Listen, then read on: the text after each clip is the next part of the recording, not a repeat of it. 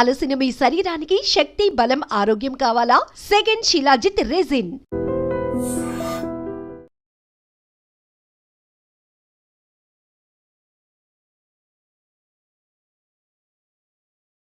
జగిత్యాలలో ఒక చిన్న పాపని అతి కిరాతకంగా గొంతు కోసి చంపడం జరిగింది. సో దీనిపైన మీ అభిప్రాయం ఏంటి? ఎందుకో సార్ అసలు అంత చిన్న పాపను గొంతు కోయాల్సిన అంత అవసరం ఏంటి? చిన్నపిల్లల్ని కూడా ఇంత దారుణంగా చంపుతున్నారా? అంటే చిన్నపిల్లలు బ్రతకడానికి లేదా? చిన్నపిల్లలు ఏం చేశారయ్యా? మీకు ఏమైనా పగలు, కక్షలు, ఆస్తి వివాదాలు, ఆస్తి తగాదాలు, కుటుంబ కక్షలు ఏమైనా ఉంటే మీరు చూసుకోండి. ఇటువంటి చిన్నపిల్లల్ని చంపే పాపానికి దిగుతున్నారు, ఒడిగడుతున్నారు అంటే ఇవి ఉంటే కుటుంబ కక్షలన్నా ఉండాలి, లేకపోతే ఆస్తి తగాదాలన్నా ఉండాలి. ఈ రెండూ తప్పితే ఇంకా దేనికి ఇటువంటి చిన్నపిల్లల్ని, ఇటువంటి పసివాళ్ళని చంపరు. లేకపోతే అక్రమ సంబంధాల కన్నా దారి తీసి ఉండాలి. ఈ మూడిట్లలో ఏదో ఒకటి దారి తీసి ఉండాలి. అంతేగాని ఈ పిల్లని అడ్డం తీసేసేస్తే మేమిద్దరం హ్యాపీగా ఉండొచ్చానో, లేకపోతే ఈ పిల్లని చంపేస్తే ఆస్తి వస్తుందనో, లేకపోతే ఈ పిల్లని చంపేస్తే నాకు పగ తీరిద్దనో, ఇటువంటి ఏమన్నా ఉంటే దయచేసి ఇటువంటి అఘాయిత్యాలు మానేయండి. ఇటువంటి హత్యలు చేయొద్దు. చిన్నపిల్లలు ఏం చేశారు? ఆ పాపకి ఏం తెలుసు? 5 ఏళ్ళంటే చక్కగా ఆడుతూ పాడుతూ హ్యాపీగా తిరిగే పాపని అన్యాయంగా చంపారంటే అసలు ఇది చాలా కూడా తెలియదు. ఆడుకోవడానికి బయటికి వెళ్ళి ఒక బాత్రూంలో పడేశారు గొంతు కోసి. ఆయన రూమ్ ఓనర్ కూడా పరారీలో ఉన్నట్టు తెలుస్తుంది. ఆ రూమ్ ఓనర్కి ఏమైనా సంబంధాలు ఉన్నాయా? ఆ రూమ్ ఓనర్కి ఏమైనా తెలుసా?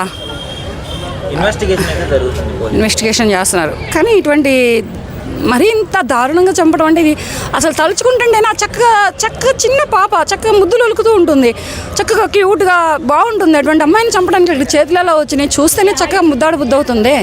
అటువంటి చిన్నపిల్లల్ని చంపడానికి వీళ్ళకి చేతులు ఎలా వస్తున్నాయి? కత్తులు ఎలా వెళ్తున్నాయి ఆ పిల్లల మీదకి? అటువంటి పసి హృదయాలు, పసి ప్రాణాల మీదకి కత్తులు ఎలా వెళ్తున్నాయి? వాళ్ళకి ఏం తెలుసు అని ఇటువంటి గొంతు కోసి దారుణంగా చంపారో అర్థం కావట్లేదు. వీళ్ళకి పనిష్మెంట్స్ ఎలా ఉంటే చేయబోయే వాళ్ళకి కానీ కొంచెం మారే అవకాశం ఉంది? ఏం లేదు, నేను ఎప్పటి నుంచో ఒకటే చెబుతున్నా. ఇప్పుడు మహిళలు పురుషుల్ని, భర్తలను చంపుతున్నటువంటి హత్యలకే కానీ, ఈ పురుషులు అమ్మాయిలని అత్యాచారాలు చేసి చంపుతున్నటువంటి హత్యలకే కానీ, వీళ్ళని లోపలేసి వీళ్ళని నిర్ధారణ చేసి వీళ్ళకి కూర్చోబెట్టి మేపి వీళ్ళకి పనులు ఇచ్చి, పాటలు ఇచ్చి, వీళ్ళకి డబ్బులు ఇచ్చి, వీళ్ళకి ఒక షెల్టర్ ఇస్తున్నారనమాట. ఇటువంటి హంతకులందరికీ కలిపి న్యాయస్థానాలే కానీ, చట్టస్థానాలే కానీ, చట్టం ఏం చేస్తుందంటే తన పని తను చేసుకొని పోయి న్యాయస్థానానికి అప్పచెబుతుంది. న్యాయస్థానం నిర్ధారణ నిజానిజాలు తెలుసుకొని వీళ్ళని కూర్చోబెట్టి మేపుతున్నారు. అలా మేపొద్దయ్యా. న్యాయస్థానాలకు నేను ఒకటే కోరుకుంటున్నాను, చేతులు ఎత్తి మరీ జోడించి మరీ కోరుకుంటున్నాను, అటువంటి శిక్షలు వేయొద్దు. ఉరి శిక్షలే కానీ, ఎన్కౌంటర్సే కానీ ఇవేమీ చేయొద్దు. కాలు చెయ్యి తీసేయండి, రోడ్డు మీద వదిలేయండి. ఒకటే కోరుకుంటున్నాను నేను. కాలు చెయ్యి అలా తీసేసి ఇటువంటి పసి ప్రాణాలు తీసిన వాళ్ళకే కానీ, అమాయకులైనటువంటి పురుషుల ప్రాణాలు తీసిన వాళ్ళకే కానీ, అమాయకులైనటువంటి ఆడపిల్లల్ని అత్యాచారాలు చేసి దారుణంగా చంపిన వాళ్ళకే కానీ వీళ్ళని కూర్చోబెట్టి 14 ఏళ్ళు 7 ఏళ్ళు లైఫ్ లాంగ్ శిక్షలు వేయొద్దు. వీళ్ళకి ఇటువంటి కఠినమైన శిక్షలు వేస్తే ఇప్పుడు రేపటి రోజు మళ్ళీ ఇటువంటి దానికి పాల్పడాలన్నా వెన్నులో వణుకొస్తుంది. ఇప్పుడు ఏమనుకుంటుందంటే, ఇప్పుడు చట్టస్థానాలు, న్యాయస్థానాలు ఇప్పుడు ఏం చేస్తున్నాయంటే ఏదో తీసుకెళ్తున్నాయి, బెయిల్ మీద వదిలేస్తున్నాయి, అది ఆసరాగా తీసుకొని వీళ్ళు ఇంకా ఇలా రెచ్చిపోతున్నారు. ఎన్నాళ్ళు ఉంటాం? ఉంటే లోపల 3 నెలలు ఉంటాం, లేకపోతే ఒక 6 నెలలు ఉంటాం, తర్వాత బయటికి రామా? బయట వచ్చి మళ్ళీ మనం బ్రతకమా? ఇంకా తీర్చుకోలేమా అనే ఒక అపోహలతోటి, ఒక ఇదితోటి వీళ్ళు ఇలా ఇటువంటి హత్యలే కానీ, ఇటువంటి అరాచకాలే కానీ, ఇటువంటి చిన్న పిల్లల ప్రాణాలే కానీ తీస్తున్నారంటే ఈ న్యాయస్థానాలలోనే కానీ, చట్టస్థానాలలో అయినా సరైన శిక్షలు లేవు. అదే వేరే సౌదీ కంట్రీలో చూడండి, తలకి తల, చెయ్యికి చెయ్యి, కాలుకు కాలు, ప్రాణానికి ప్రాణం, దేనికి అదే తీస్తున్నారు. అలా తీయొద్దు. వీళ్ళని కూర్చోబెట్టి మేపొద్దు. వీళ్ళకి ఉరి శిక్షలు వేసి అరగంటలో ప్రాణం కూడా తీయొద్దు. పడతారు, ఒక వారం రోజులు మొదలు పడతారు.